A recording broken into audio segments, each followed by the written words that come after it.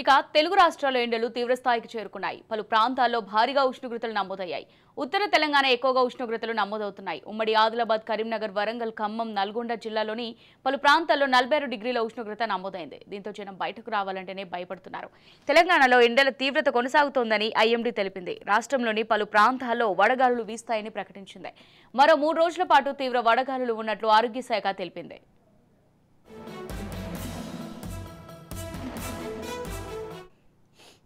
వడగాలుల నేపథ్యంలో ప్రజలు ముఖ్యంగా మధ్యాహ్నం 12 గంటల నుంచి 3 గంటల మధ్య ఎండలో బయటకు రాకుండా ఉండాలని తెలంగాణ ఆరోగ్య శాఖ ప్రజలకు హెచ్చరికలు జారీ చేసింది.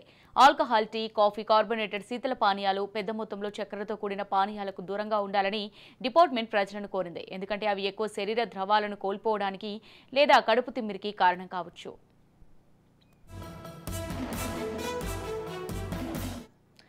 ఇక ఇదే అంశానికి సంబంధించి మరింత సమాచారం మా ప్రతినిధి ఉపేందర్ అందిస్తారు. ఉపేందర్.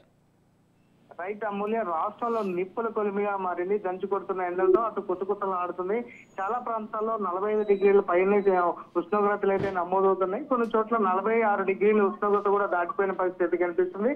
నిన్న అత్యధికంగా అటు నల్గొండ జిల్లాలో 46.6 డిగ్రీల ఉష్ణోగ్రత నమోదు కాగా, ఖమ్మం జిల్లాలో మాత్రం 46.4 డిగ్రీల ఉష్ణోగ్రత అయితే నమోదైంది.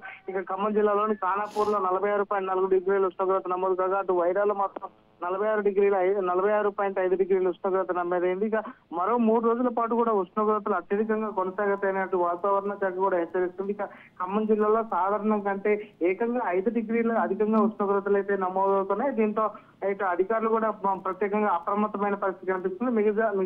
ఏదైతే ఇప్పటికే ఖమ్మం జిల్లాతో పాటు 11 జిల్లాల్లో రెడ్ అలర్ట్ కూడా ప్రకటించిన పరిస్థితి కనిపిస్తుంది. ఎండలు పెరిగిపోతున్న నేపథ్యంలో రాష్ట్రంలోని 11 జిల్లాలకు వాతావరణ శాఖ రెడ్ అలర్ట్ అయితే జారీ చేస్తుంది. అందులో ఖమ్మం జిల్లాతో పాటు అటు భూపాలపల్లి, ములుగు, భద్రాద్రి కొత్తగూడెం జిల్లా, సూర్యాపేట జిల్లాల్లో అయితే అత్యధికంగా ఉష్ణోగ్రతలు నమోదవుతున్నాయని, అటు వడగాలులు కూడా వీస్తాయని చెప్పేసి అయితే వాతావరణ శాఖ హెచ్చరిస్తున్న పరిస్థితి కనిపిస్తుంది. ఇక మిగతా జిల్లాలన్నింటిలో కూడా ఇప్పటికీ ఆరెంజ్ అలర్ట్ కూడా జారీ చేశారు. ఇక రాష్ట్రంలోని అన్ని జిల్లాల కలెక్టర్లు కూడా యంత్రాంగం కూడా అప్రమత్తంగా ఉండాలని చెప్పేసి, తక్షణమే సహాయక చర్యలు తీసుకునే అప్రమత్తంగా ఉండాలని చెప్పేసి అయితే ఇప్పటికీ అధికారులు కూడా సూచిస్తున్నారు. అధిక ఉష్ణోగ్రతలు, వడగాల్పుల నేపథ్యంలో ప్రజలు అప్రమత్తంగా ఉండాలని చెప్పేసి అయితే పేర్కొంటున్నారు. మరోవైపు అక్కడక్కడ తేలికపాటి వానలు పడే అవకాశం ఉందని కూడా వాతావరణ శాఖ చెప్తున్న నేపథ్యంలో ఇప్పటికే అధికారులు మాత్రం అప్రమత్తమైన పరిస్థితి కనిపిస్తుంది. జిల్లా వ్యాప్తంగా చూసుకుంటే ఇప్పటికే ఉదయం 9 గంటల నుంచి ఎండల ప్రతాపం అయితే కొనసాగిస్తుంది. రహదారులన్నీ కూడా నిర్మానుష్యంగా మారుతున్న పరిస్థితి కనిపిస్తుంది. దాదాపు 1901 అంటే దాదాపు 20 సంవత్సరాల తర్వాత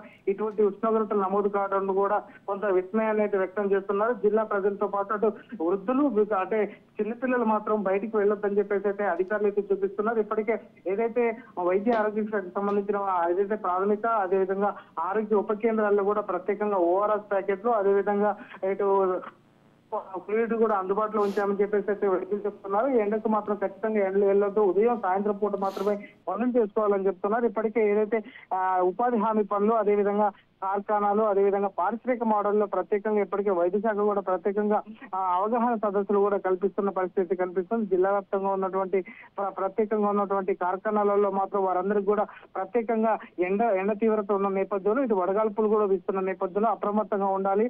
ప్రత్యేకంగా వడదెబ్బకు గురైతే వెంటనే డాక్టర్లను సంప్రదించాలని చెప్తున్నారు. ఇప్పటికే ఏదైతే శీతల పానీయాల కంటే కూడా పళ్ళ రసాలు, అదేవిధంగా ఏదైతే నిమ్మ రసం అటువంటి వాటిని తీసుకోవాలని చెప్పేసి అయితే వైద్యులు చూపిస్తున్నారు. వడదెబ్బ తగిలిన వెంటనే మాత్రం తలనొప్పి, నీరసం, అదేవిధంగా స్పృహ తప్పి పడిపోవటం అటువంటి లక్షణాలు కనిపిస్తే మాత్రం వెంటనే వైద్యులను సంప్రదించాలని చెప్పేసి అయితే అటు అధికారులు కూడా సూచిస్తున్న పరిస్థితి కనిపిస్తుంది. ఇక జిల్లా వ్యాప్తంగా చూసుకుంటే ఖమ్మంతో పాటు అటు 5 నియోజకవర్గాలు ఇప్పటికే మధిర, వైరా, అదేవిధంగా సత్తుపల్లి తదితర ప్రాంతాల్లో మాత్రం ఉష్ణోగ్రతలు గణనీయంగా పెరుగుతున్నాయి.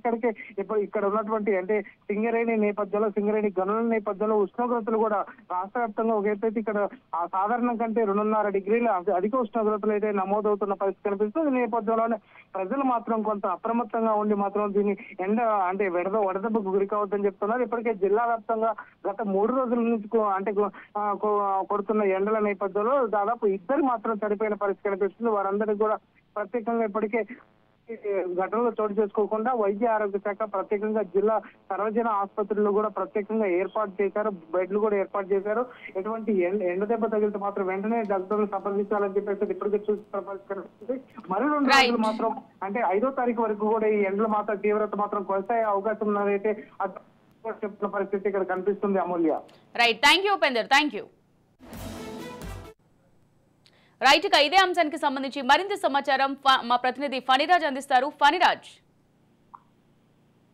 అమూల్య, సాధారణంగా మే మొదటి వారంలో ఉండే ఉష్ణోగ్రతల కంటే కూడా దాదాపుగా 3 డిగ్రీలకు పైగా ఉష్ణోగ్రతలు నమోదవుతున్నాయి. ప్రతిరోజు 43 డిగ్రీల పైనే ఉమ్మడి కరీంనగర్ జిల్లా వ్యాప్తంగా ఉష్ణోగ్రతలు నమోదవుతున్నాయి. ఒక 4-5 రోజుల క్రితం 2 రాష్ట్రాలతో పోల్చినా కూడా అత్యధిక ఉష్ణోగ్రత ఇక్కడే జమ్మికుంటలో రికార్డ్ అయింది. ఇక ఉమ్మడి కరీంనగర్ జిల్లాలో సింగరేణికి సంబంధించినటువంటి కీలకమైనటువంటి ప్రాంతం రామగుండం, గోదావరికని.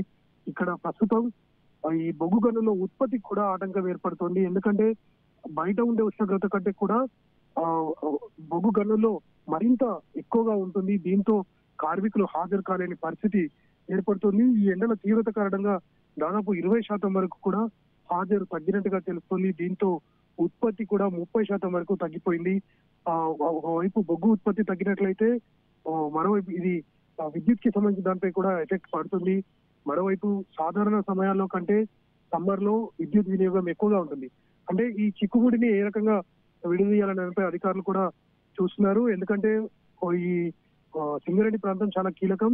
విద్యుత్ ఉత్పత్తికి సంబంధించి ఏదైతే ఉందో ఇక్కడ ఉన్నటువంటి పరిస్థితి, ఈ ప్రొడక్షన్ అనేది సరైన సమయంలో కానట్టయితే ఈ ఖచ్చితంగా ఈ 4 జిల్లాలతో పాటు ఇతర ప్రాంతాలపై కూడా ఈ ఎఫెక్ట్ పడే ప్రమాదం ఉంది.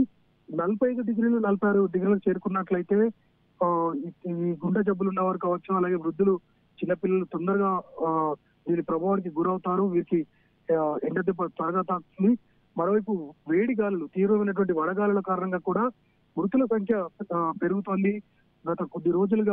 గత సంవత్సరాలతో పోలిస్తే గత కొద్ది రోజులుగా వడదెబ్బ కారణంగా చనిపోయిన వారి సంఖ్య ఎక్కువగా ఉంది. ఇందులో ఎక్కువగా కూలీలు ఎవరైతే ఆరు బయట పనిచేస్తుంటారో వారు దీనికి ఈ ఎఫెక్ట్ కి గురవుతున్నారు.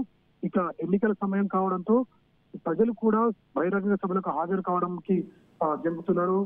దీంతో నాయకులకు కూడా కొత్త సమస్య ఎదురవుతోంది Amulya. Right, thank you Phaniraj.